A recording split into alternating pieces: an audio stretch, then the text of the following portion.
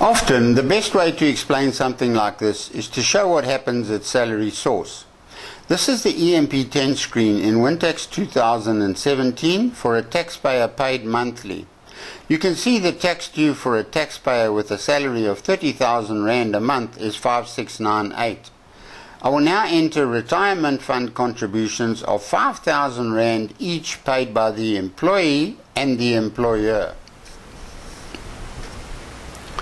The 5,000 Rand retirement fund contributions paid by the employer are taxable as a fringe benefit, but the contributions paid by the taxpayer are not taxable.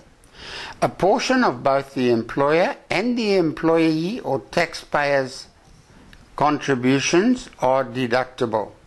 In fact, up to 27.5% of the remuneration amount of 35,000 Rand may be claimed as an allowable retirement fund deduction.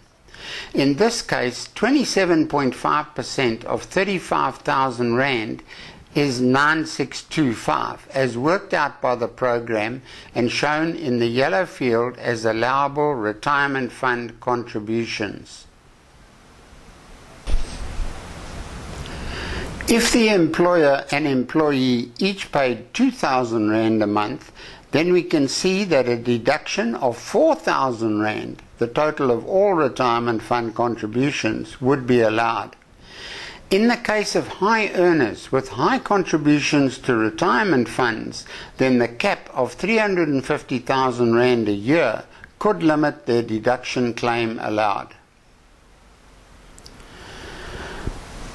Having a look at an employee at the lower end of the pay scale, we see someone who earned a salary of 7,000 Rand a month, with the employer and employee each paying 200 Rand a month to a retirement fund. Once again, the employee is taxed on the total of the 7,000 Rand salary plus the employer's 200 Rand fringe benefit retirement fund contribution, less the 400 Rand retirement fund deduction allowed. Therefore, pay as you earn is worked out using a taxable income of 6,800 Rand. Remember, the employee's 200 Rand retirement fund contributions are not taxable.